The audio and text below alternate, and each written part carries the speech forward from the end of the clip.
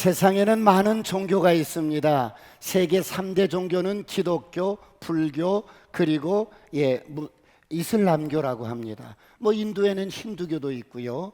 그런데 그 가운데 기독교는 종교가 아니라 생명 자체입니다. 왜 그렇습니까?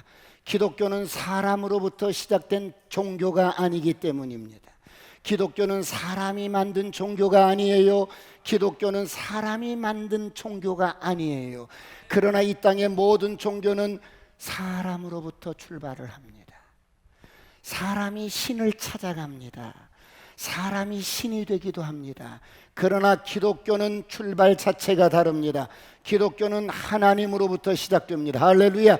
하나님이 인간을 찾아왔습니다. 보이지 않는 하나님께서 육신을 입고 이 땅에 찾아오셨습니다. 그런데 이런 하나님의 놀라운 구속의 구원의 계획은 창세전에 천상의 영광스러운 보좌에서 성부 하나님, 성자 하나님, 성령 하나님께서 이렇게 함께 셀을 하시다가 아버지의 기쁘신 뜻대로 예수 그리스도 안에서 예정하시고 택한 사람들. 그러므로 에베소서 1장 3절로 6절을 다 같이 보겠습니다. 시작. 찬송하리로다 하나님 곧 우리 주 예수 그리스도의 아버지께서 그리스도 안에서 하늘에 속한 모든 신령한 복을 우리에게 주시되 곧 창세전에 그리스도 안에서 우리를 택하사 우리로 사랑 안에서 그 앞에 거룩하고 흠이 없게 하시려고 그 기쁘신 뜻대로 우리를 예정하사 예수 그리스도로 말미암아 자기의 아들들이 되게 하셨으니 이는 그가 사랑하시는 자 안에서 우리에게 거저 주시는 바 그의 은혜의 영광을 찬송하게 하려는 것이라. 여러분, 하나님의 은혜를 생각하면 저와 여러분이 천국에 딱 들어가면 다른 말이 필요 없어요. 찬송합니다. 이 하나님의 은혜가 너무 엄청납니다. 창세전에 그리스도 안에서 우리를 기쁘신 뜻대로 택하셔서 이 땅에 보내시고 예수 믿게 하시고 하늘에 속한 모든 신령한 복을 우리에게 복을 주시기 위해서 부르셨습니다.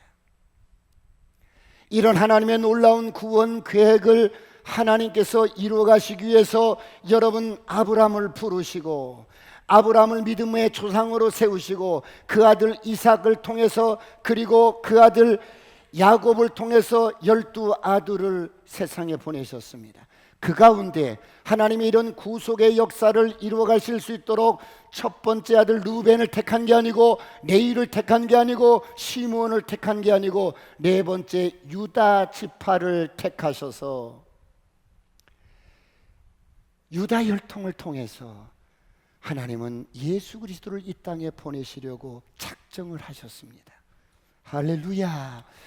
이런 하나님의 구원의 계획이 오늘 유다 지파인 다윗에까지 이르게 되었습니다. 그러므로 인간의 구원의 역사는 하나님께로부터 시작되었는데 어제 오늘 시작된 게 아니라 창세전에 이미 계획이 되었던 것입니다. 그러므로 이런 구원의 역사는 하나님이 이루어 가십니다.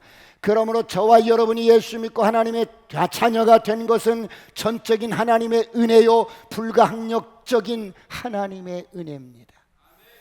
그래서 성경은 말씀합니다. 요한복음 6장 44절 다 같이 봅니다. 시작. 나를 보내신 아버지께서 이끌지 아니하시면 아무도 내게 올 수 없으니 오는 그를 내가 마지막 날에 다시 살리리라. 예수님께서 말씀합니다. 나를 보내신 아버지, 하나님께서 이끌지 아니하면, 하나님께서 부르지 아니하면, 하나님께서 저와 여러분을 이끌지 아니하면 아무도 예수 믿을 자가 없다, 내게 올 자가 없다, 구원받을 자가 없다, 이렇게 말씀하는 거예요.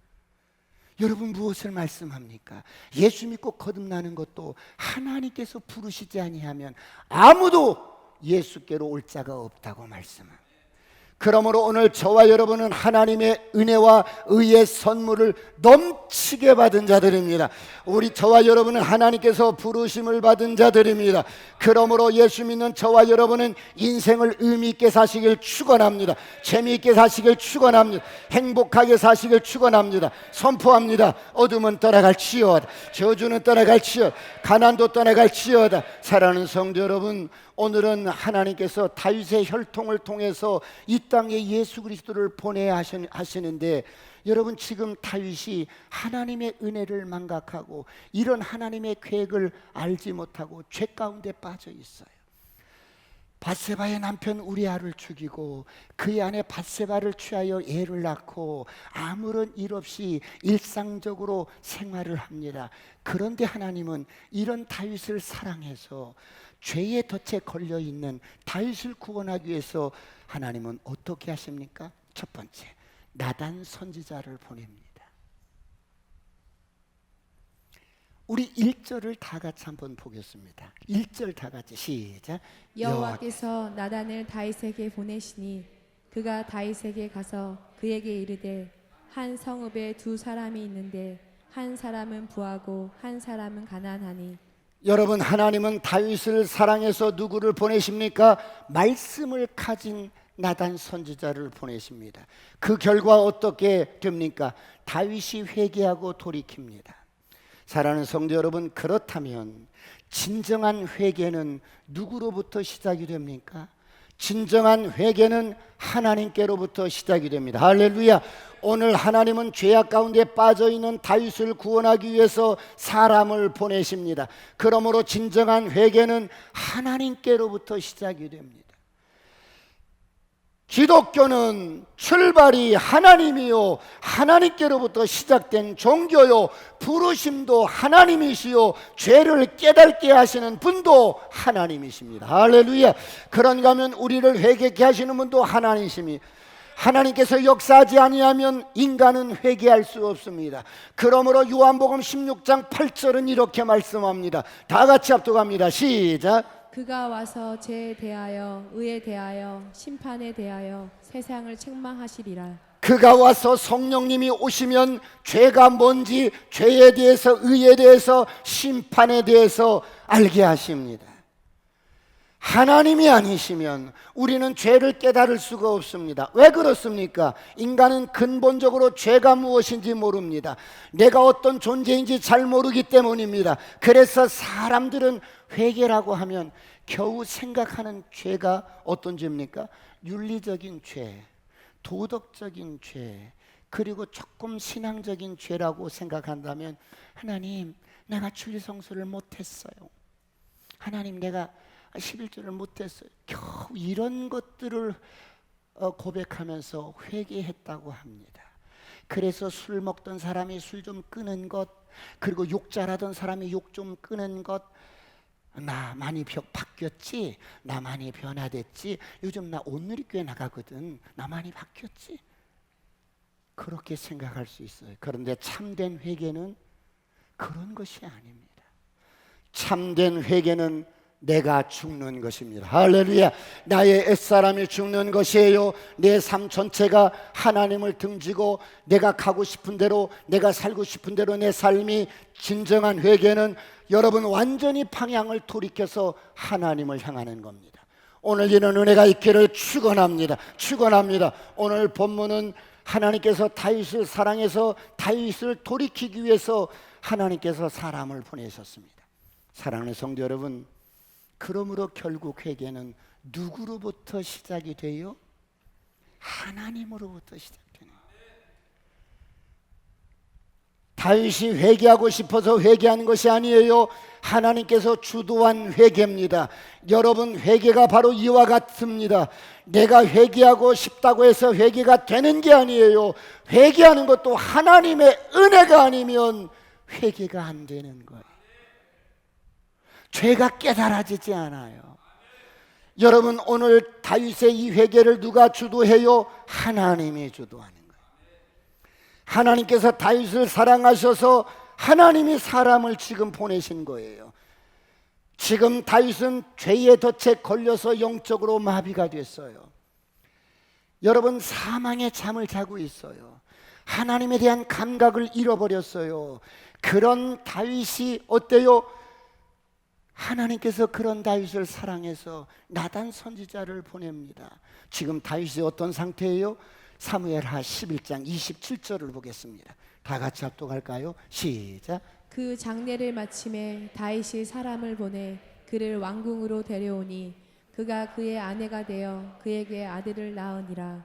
다윗이 행한 그 일이 여호와 보시기에 악하였더라. 밧세바의 남편 우리아가 죽고 장례를 치루었어요. 그리고 사람을 시켜서 밧세바를 왕궁으로 불러들이고 그 이제 다윗의 아내로 삼고, 여러분 어때요? 밧세바가 임신한 불륜의 아이가 태어났습니다. 여러분 아이가 태어났다면 어떻습니까? 집안에 온통 아이에게 사랑과 관심이 쏟아집니다. 얼마나 사랑스럽고 노부리합니까? 태어난 아이의 모습만 보고 있어도 마음이 행복한 거예요. 다윗은 그런 행복한 나날들을 보내고 있었습니다. 아이를 끌어안고 그래, 네가 복덩이구나. 내게도 이런 행복이 찾아왔구나. 난 사실은요, 우리 형들 엘리압, 삼마 이런 형들은 나와 배가 다른 형제예요. 나를 낳은 우리 엄마는 다른 엄마였어요. 난 어릴 때부터 참 불행했어요. 그런데 이런 행복이 내게도 찾아왔구나. 그럴 즈음에 하나님은 사랑하는 이 다윗을 위해 말씀을 가진 나단 선지자를 보냅니다. 다윗의 인생의 주도권을 쥐고 계신 하나님, 하나님이 다윗에게로 사람을 보냅니다. 사랑하는 성도 여러분, 하나님께서 다윗의 인생만 주도권을 쥐고 계실까요? 아니에요. 오늘 저와 여러분의 인생도 하나님이 생사복을 주관하십니다. 할렐루야. 사랑하는 성도 여러분, 하나님께서 다윗에게 지금 나단 선지자를 보내시는 이유가 뭐예요? 두 번째, 다윗을 사랑하시기 때문입니다. 여러분, 하나님께서 다윗을 기다리다가 다윗이 회개하고 돌이키지 않자 나단 선지자를 보냅니다. 그렇다면 여러분, 하나님께서 죄를 깨닫게 하시는 목적이 뭡니까? 정죄하기 위해서요? 아닙니다. 그 사람을 죽이기 위해서요? 아닙니다. 하나님께서 죄를 드러내시는 목적은 그 사람을 치유하시기 위해서입니다. 할렐루야. 그 사람을 회복시키기 위해서입니다. 그 사람을, 여러분, 하나님과의 관계를 회복시키고 그 사람이 죄로 인하여 병든 그 사람을 다시 한번 회복시키고 치유하기 위해서 여러분 죄를 드러내는 겁니다. 그러면 목사님, 죄를 그냥 하나님 앞에만 고백하고 은밀하게 고백하고 끝나면 되지 왜 사람들 앞에 드러나게 하셔요? 여러분, 죄는 드러나야 하는 거예요. 죄는 어둠입니다. 어둠은 빛 가운데 드러나야 떠나갑니다. 하나님 앞에 은밀하게 고백만 하는 죄는 떠나가지 않습니다. 또 짓고 또 짓고 또 짓고 또 짓고 또 짓고. 선포합니다. 모든 저주는 떠나갈지어다. 가난도 떠나갈지어다. 질병도 떠나갈지어다. 고질적인 죄도 떠나갈지어다. 중독의 영도 떠나갈지어다. 끊어질지어다. 그러므로 죄가 깨달아질 때 하나님의 은혜인 것을 알고 즉각 돌이키시고 회개하시길 축원합니다. 그런데 우리의 육신의 성향은 누가 나의 죄를 지적하면 펄펄 뛰는 거야. 자존심과 체면과 인격이 정죄당하는 것 같은 기분이 들어서 펄펄 뛰는 거야. 여러분, 그럴 수도 있습니다. 그런데 그게 아니에요. 우리의 죄가 드러나지 아니하면, 은밀하게 지은 죄를 사람들 앞에 드러내지 아니하면 그 죄가 나를 잡고 습관적인 죄가 되게 하고 평생 그 죄의 덫에 걸려서 빠져나오지 못하게 합니다. 사랑하는 성도 여러분, 오늘 저와 여러분은 어떻습니까? 어떤 사람은 고질적인 죄를 짓는 사람이 있어요. 어떤 사람은 습관적으로 짓는 죄, 그런 여러분 습관적인 죄가 있어요. 죄가 습관화되면 합리화를 시켜버립니다. 잘못된 점도 정상적으로 왜곡시켜서 합리화를 시킵니다.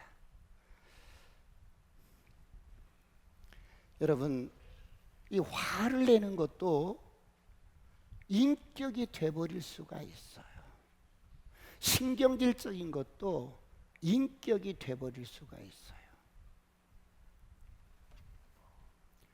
그래도 우리가 이렇게 만나서는 서로가 존중해주고, 할 말 못할 말 가려서 이렇게 여러분 대화를 하는데, 집에 가면 이런 것들이 편하다고 이런 것들이 다 무너지고 막말을 하는 거야. 집에만 들어오면 신경질을 부리고 화를 내는 거야.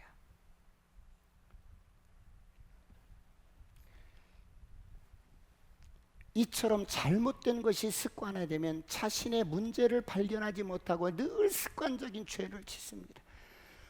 오늘 끊어질지어다, 떠나갈지어다. 옆 사람과 인사합니다. 아싸, 꿈 같은 일이 일어납니다. 여러분, 불순종도 인격이 되어버릴 수가 있어요. 부모에 대한 불순종, 권위자들에 대한 불순종도 인격이 되어버릴 수가 있어요. 오늘 저와 여러분은 어떻습니까? 악은 모양이라도 버리시길 축원합니다. 여러분, 어떤 교회 부목사님이 그 지역의 청소년들을 다 구원하려고, 전도하려고 6개월간 8개월 동안 프로젝트를 딱 진행시켜 왔어요. 준비해 왔어요. 그런데 여러분, 프로젝트를 여러분 시작하기 일주일 앞두고 담임 목사님이 부목사님에게 그거 그만두라고, 중단하라고. 부목사님이 너무 화가 나는 거야. 6개월 동안, 8개월 동안 우리가 얼마나 열심히 준비했는데 중단하라고 그러니까 막 순복이 안 되는 거야. 그래서 집에 가서 아내에게, 여보, 사실 오늘 담임 목사님이 이렇게 했는데 너무 그래, 아주 기분이 꿀꿀해. 그러니까 사모님이 가만히 듣고 계시더니 주님이 당신을 가르치실 일이 있으신 모양이네요. 그러면 웬만한 사람 같으면 어때요? 당신이 뭐를 알고 그렇게 말해? 내가 얼마나 수고를 했는데, 밤잠 못 자고 이렇게 준비했는데 당신이 뭘 안다고 그렇게 말을 해? 그럴 수 있는데 이 목사님은 주의 음성으로 들었어요. 오늘날 주님이 뭐라고 말씀하시냐면, 야, 네가 이 올랜드 지역의 청소년들을 다 구원해도 네가 권위자의 담임 목사님의 말씀에 순복하지 않은 것, 순종하지 않은 것 때문에 너는 심판을 받을 거야. 뭐를 말씀드려요? 사람이 인격이 만들어지지가 않는 거예요. 무엇이 죄인가를 모르는 거야. 새로워지시길 축원합니다. 축원합니다. 여러분, 오늘 하나님께서 보낸 나단은 다윗에게 단도직입적으로 이렇게 죄를 지적하는 것이 아니라 그냥 이야기 하나를 슬쩍 이렇게 끄집어냅니다. 아이고, 나단께서 웬일로 이렇게 발걸음을 하셨습니까? 어서 오시오. 예, 왕이여, 지나는 길에 잠깐 용안을 뵙고 싶어서 들렸습니다. 여봐라, 빨리 다과상 내오거라. 왕이여, 제가 온 김에 이야기 하나 하고 가겠습니다. 그러시지요. 감사합니다. 그러면서 나단이 쭉 이야기를 풀어갑니다. 오늘 다시 한번 1절부터 4절까지 합독합니다. 시작. 여호와께서 나단을 다윗에게 보내시니 그가 다윗에게 가서 그에게 이르되, 한 성읍에 두 사람이 있는데 한 사람은 부하고 한 사람은 가난하니 그 부한 사람은 양과 소가 심히 많으나 가난한 사람은 아무것도 없고 자기가 사서 기르는 작은 암양 새끼 한 마리뿐이라.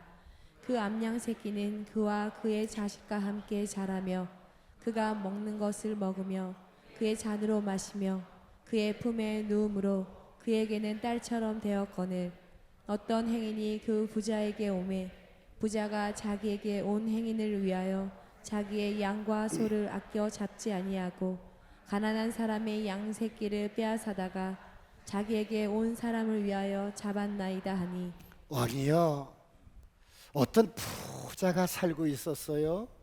그에게는 많은 소떼와 양떼가 있었지요. 그런데 가난한 집에는 양 한 마리가 있었습니다. 애지중지 딸처럼 사랑하며 키우는 양이 한 마리 있었지요. 그런데 어느 날 그 부자 집에 어떤 행인이 찾아왔습니다. 여러분, 그 행인이 누구입니까? 저와 여러분의 삶 속에 슬며시 손님처럼 죄가 찾아옵니다. 유혹이 찾아옵니다. 어느 날 죄가 들어온 것입니다. 여러분, 그 부자는 누굽니까? 다윗입니다. 여러분, 다윗은 이스라엘 최고의 부자예요. 그런 다윗에게 죄가 찾아온 것입니다.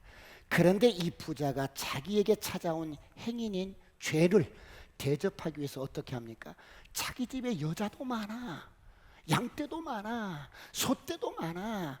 그런데 손님을 자기 것을 대접하는 게 아니라 마을에서 가난한 딸처럼 키우는 양을 빼앗아다가 자기 집에 찾아온 손님을 대접했어요. 왕께서는 이 일을 어떻게 생각하십니까? 나단은 다윗을 바라보면서 진지하게 묻습니다. 그러자 다윗의 반응이 어때요? 갑자기 다윗의 얼굴이 붉어지면서 정색을 하면서 그 검게 빛나는 커다란 눈을 번뜩이면서 뭐라고요? 이스라엘 하늘 아래 어찌 이런 일이 있을 수가? 나 다윗이 통치하는 이스라엘 땅에 이런 일이 어찌 있을 수가 있단 말이요. 그런 인간은 죽어야 마땅합니다.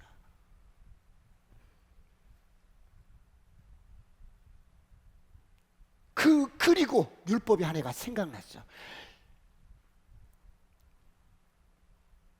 율법 하나가 생각났어. 12장 5절 6절 다 같이 봅니다. 시작. 다윗이 그 사람으로 말미암아 노하여 나단에게 이르되 여호와의 살아계심을 두고 맹세하노니 이 일을 행한 그 사람은 마땅히 죽을 자라. 그가 불쌍히 여기지 아니하고 이런 일을 행하였으니 그 양 새끼를 4배나 갚아 주어야 하리라 한지라. 그런 자는 마땅히 죽어야 합니다. 그리고 그 양 새끼를 4배나 갚아줘야 해요. 사랑하는 성도 여러분, 다윗의 영적 상태가 어떻습니까? 다윗이 지금 율법을 기억하고 있습니다. 아직 하나님의 말씀을 기억하고 있어요. 다윗은 지금 율법을 기억하고 있어요. 다윗의 영적인 상태가 어느 정도입니까? 다윗은 아직 미성숙하고 종교인일 뿐이에요. 여러분, 종교인은 어떤 사람이에요? 율법의 조문은 기억하나 내 삶과는 거리가 먼 거야. 종교인은 말 그대로 종교 생활만 할 뿐입니다. 교회만 왔다 갔다 해요. 예배만 드려요. 찬양도 해요. 기도도 해요. 말씀도 잘 알아요. 때로는 감동적인 설교에 눈물도 보입니다. 다윗을 보세요. 율법을 알고 있어요. 지금 엄청난 죄를 짓고도 율법을 알고 있어요. 그런데 그 율법은 율법의 조문을 알 뿐 내 삶에는 적용하지 않습니다. 여러분, 이것이 종교인의 특징입니다. 다윗이 오늘 나단 선지자의 이야기에 여러분 몰입하면서 여러분 점점 그런데 아직 그 문제가 내 문제라고 적용하지 않습니다. 사랑하는 성도 여러분, 다윗만 그럴까요? 아니에요. 오늘 저와 여러분은 어떻습니까? 어떤 사람은 늘 자신의 허물과 죄를 전혀 인식하지 못합니다. 사람들이 자기 때문에 힘들어하는데 전혀 모릅니다. 그 사람 때문에 온 세론들이 힘들어하는데 그 사람은 전혀 자신을 모릅니다. 왜 그렇습니까? 종교 생활만 하고 있기 때문에. 종교적인 생활만 하는 사람은 변화되지 않습니다. 여러분, 다윗이 무엇을 몰랐어요? 죄가 뭔지를 몰랐어요. 내가 무슨 짓을 했는지 몰랐어요. 여러분, 이것이 죄의 속성입니다. 죄의 덫에 걸리면 죄가 죄로 여겨지지 않습니다. 다윗만 그럴까요? 아니요. 나단은 더 이상 기다릴 수가 없다는 듯이 다윗을 바라보면서 외칩니다.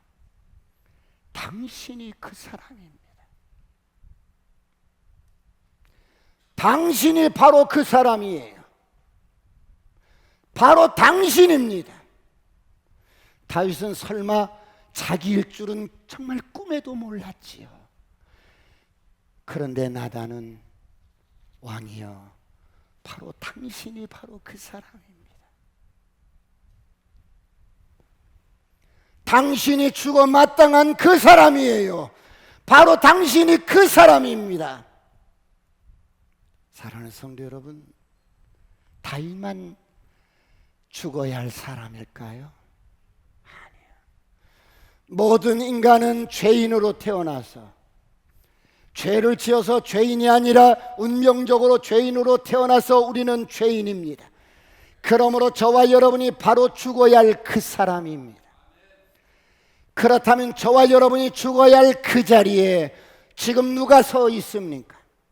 저와 여러분이 죽어야 할 그 자리에 죄는 크고 작고 정도의 차이가 있지만 우리는 죄인으로 태어났기 때문에 내가 평생 윤리 도덕적으로 완전하게 살아왔을지라도 나는 죽어 마땅할 인생입니다.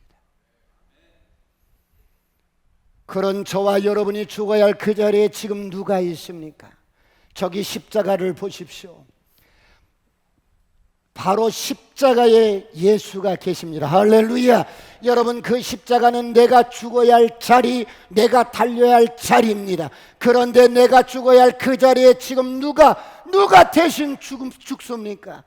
바로 십자가의 예수입니다.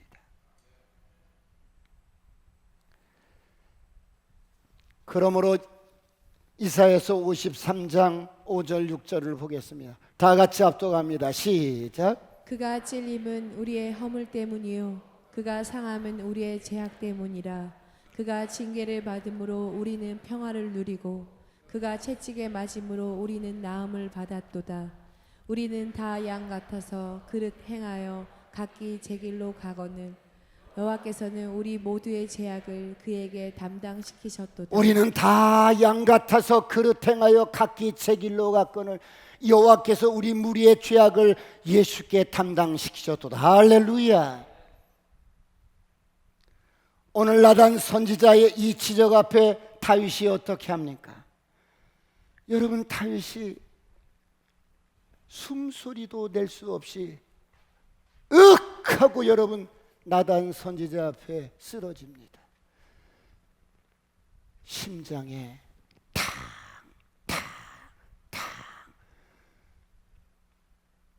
총알이 뚫고 지나간 것 같아요. 잘못했습니다.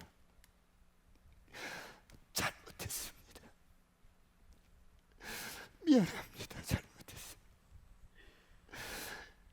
나를 용서해 주세요. 내가 죄인이었습니다.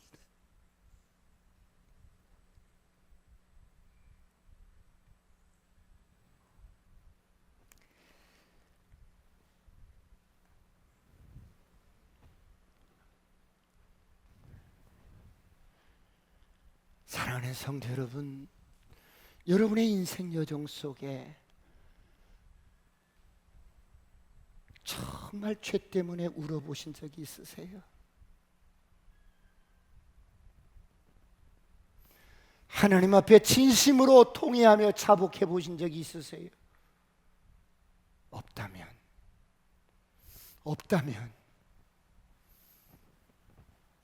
아직 당신은 종교인일 뿐입니다.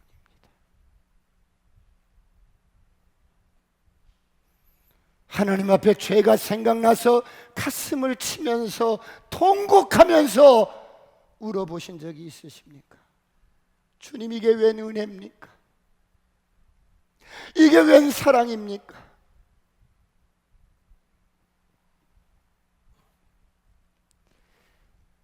예수가 아니면 소망 없던 인생? 아니, 세상적으로 잘 나가든 세상적으로 어떠하든 예수가 아니면 소망이 없어요. 그 주님 앞에 엎드려서 울며 고백해 보신 적이 없으시다면 이런 은혜가 여러분에게 있기를 축원합니다. 축원합니다. 그렇다면 여러분, 다윗이 이렇게 결정적으로 죄를 짓고 그 모든 성공의 정점에서 허무하게 무너지게 된 동기가 뭐예요? 세 번째, 다윗이 하나님의 말씀을 업신여깁니다.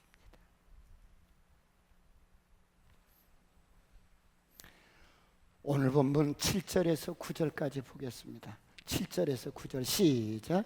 나단이 다윗에게 이르되 당신이 그 사람이라. 이스라엘의 하나님 여호와께서 이와 같이 이르시기를 내가 너를 이스라엘 왕으로 기름 붓기 위하여 너를 사울의 손에서 구원하고 내 주인의 집을 내게 주고 내 주인의 아내들을 내 품에 두고 이스라엘과 유다 족속을 내게 맡겼느니라. 만일 그것이 부족하였을 것 같으면 내가 내게 이것저것을 더 주었으리라. 그런데 어찌하여 내가 여호와의 말씀을 업심여기고 나보기에 악을 행하였느냐. 내가 칼로 햇사람 우리아를 치되 암몬 자손의 칼로 죽이고 그의 아내를 빼앗아 내 아내로 삼았도다. 사람이 일반적으로 짓는 죄가 뭐냐면 은혜를 망각하는 죄. 하나님이 그렇게 은혜를 베풀어 주시고 그렇게 축복을 주셨는데 사람들은 이런 은혜를 망각하면서 살아요. 오늘 다윗이 그랬던 거예요. 내가 너 목동 시절부터 내가 너를 옛 손에서 난 너를 통해서 나의 뜻을 이루고 싶어. 난 너를 통해서 구원의 역사를 이루어가고 싶어. 나는 너를 통해서 이 땅에 예수 그리스도를 보내서 온 인류를 구원하고 싶어. 이런 나의 소원을 이루고 싶어. 그래서 내가 너에게 다 주어서 너를 이스라엘 주권자로 삼았고 네가 부족한 게 있으면 내가 더 주었을 텐데 네가 어찌하여 내 말씀을 업신여겼더냐. 하나님을 무시했다는 거예요.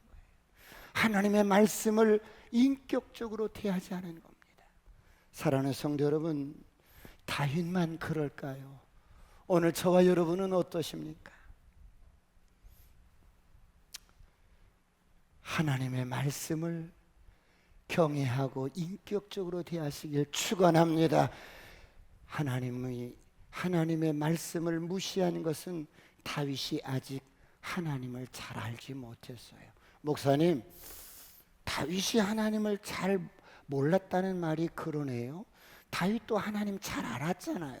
그래서 시편에 그 많은 고백들, 그리고 여호와는 나의 목자, 이런 고백들 하나님이 다윗이 하나님을 잘 알았으니까 그런 거 아니겠어요? 여러분, 하나님을 알되 머리로만 아는 사람이 있어요.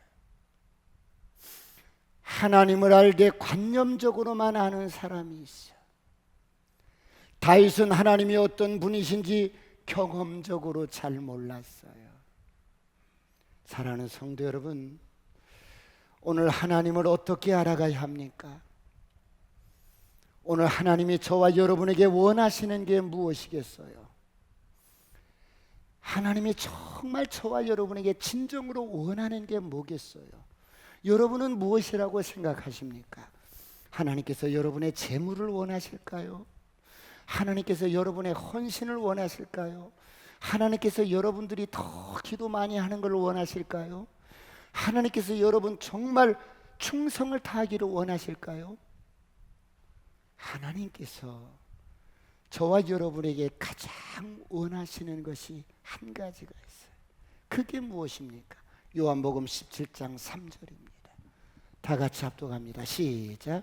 영생은 곧 유일하신 참 하나님과 그가 보내신 자 예수 그리스도를 아는 것이니이다. 여러분은 주님을 얼마나 아십니까? 주님을 알지 못하고 교회를 다닙니다. 주님을 알지 못하고 늘 예배를 드립니다. 주님을 알지 못하고 그냥 우리가 인생을 살아갑니다.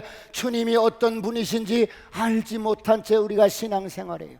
주님을 지식적으로 들은 정보가 있고 여러분 지식적으로 아는 것이 있어요. 그러나 그렇게 주님을 아는 것은 능력이 아니에요. 주님을 경험적으로 알아가시길 축원합니다.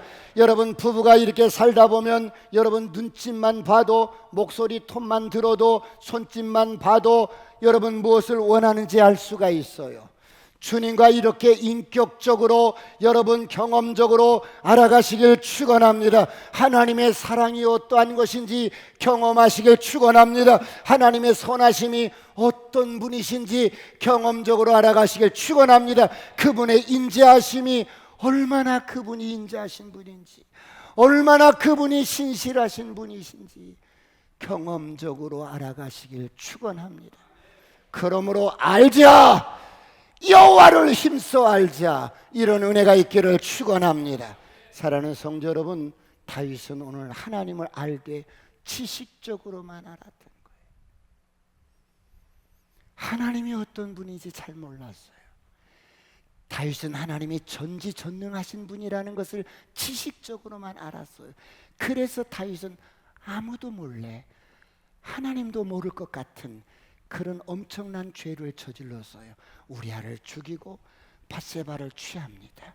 여러분, 아무도 모르는 것 같았어. 아니, 아무도 몰랐어.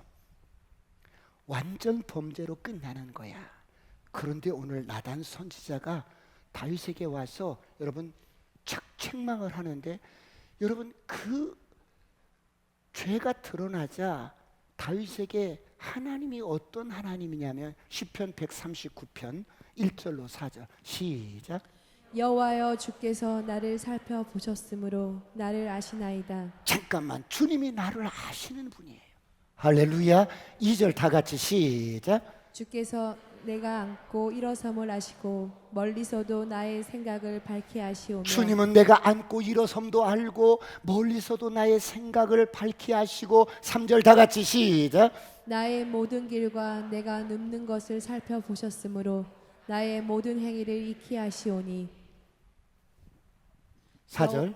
여호와여, 내 혀의 말을 알지 못하시는 것이 하나도 없으시니이다. 하나님께서 내 마음의 신음소리까지, 내 말의 혀의 여러분 말까지도 다 아시는 분. 내가 하나님을 이런 하나님으로 예전엔 몰랐어. 그래서 슬금슬금 은밀하게 죄를 짓고 아무도 몰라. 그런데 하나님은 내가 앉고 일어섬을 알고 내 혀의 말까지도 알고 나의 모든 것을 알고 계신 전지전능하신 분이라는 것을 다윗이 이 쓰라린 사건을 통해서 하나님을 경험적으로 합니다. 오늘 이런 은혜가 있기를 축원합니다. 여러분, 하나님을 지식적으로 아는 것 중요하지만 지식으로 아는 것은 하나님을 아는 게 아니에요. 이렇게 경험적으로 깊이 알아가시길 축원합니다. 이렇게 다윗이 이 사건을 통해서 하나님 앞에 회개하는데, 여러분 시편 51편을 다 같이 한번 보겠습니다. 51편 시작. 하나님이여, 주의 인자를 따라 내게 은혜를 베푸시며 주의 많은 긍휼을 따라 내 죄악을 지워 주소서. 다윗이 나단 선지자가 와서 밧세바와 동침한 것을 이렇게 지적하자 그 죄가 드러나면서 다윗이 하나님 앞에 엎드려서 울면서 회개하는 내용이 지금 시편 51편이에요. 2절 다 같이 2절을 봅니다. 2절 시작. 나의 죄악을 말갛게 씻으시며 나의 죄를 깨끗이 제하소서. 하나님, 내 죄를 말갛게 씻겨주세요. 내 죄를 깨끗게 해주세요. 계속 다윗이 울면서 여러분 뼛속 깊이 회개합니다. 3절 다 같이 시작. 물은 나는 내 죄가를 아오니 내 죄가 항상 내 앞에 있나이다. 이제 보니까 내가 죽을 죄를 지었군요. 이제 보니까 내가 정말 죄인 중에 괴수였군요. 나같이 악한 사람이었군요. 세상에 이렇게 죄를 지은 왕들은 없었어. 4절 다 같이 시작. 3절. 자, 1절을 다시 한번 봅니다. 제가 여러분 집에 돌아가서 시편 51편을 쭉 한번 보세요. 하나님이여, 주의 인자하심을 따라서 주의 그 긍휼하심과 인자하심이 생명보다 귀한 거야. 하나님의 그 긍휼하심과 인자하심이 아니면 이렇게 살아남을 자가 없는 거야.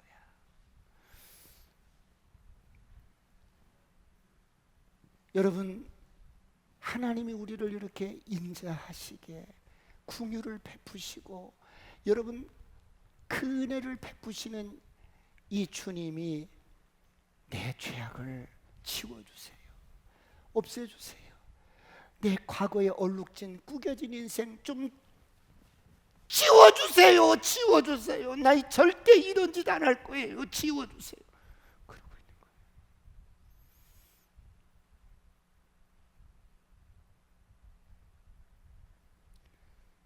그래요.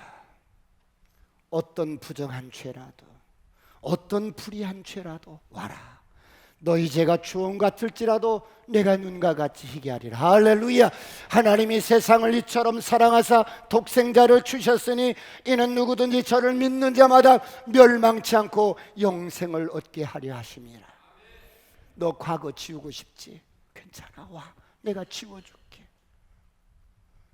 주님, 내가 잘못 살아온 날들을 깨끗이 지우고 싶어요. 그래? 와, 내가 다시는 한 번도 죄짓지 않은 사람처럼 내가 너를 지워줄게. 그리고 너는 내 안에서 새롭게 출발하면 돼. 이것이 복음입니다. 이것이 하나님의 사랑입니다. 이게 하나님의 인자하심입니다. 오늘 이런 은혜가 있기를 축원합니다. 한 주간 동안 이런 주님과 함께 동행하며 승리하시길 축원합니다. 기도하시겠습니다. 하나님, 도와주십시오. 나 고질적인 죄 끊어버리고 싶습니다. 정말 중독된 이 모든 죄의 사슬을 끊어버리고 새롭게 오늘 출발하겠습니다. 도와주십시오. 나 연약합니다. 내 손 붙잡아 주옵소서. 주여 삼창하시고 기도하시겠습니다.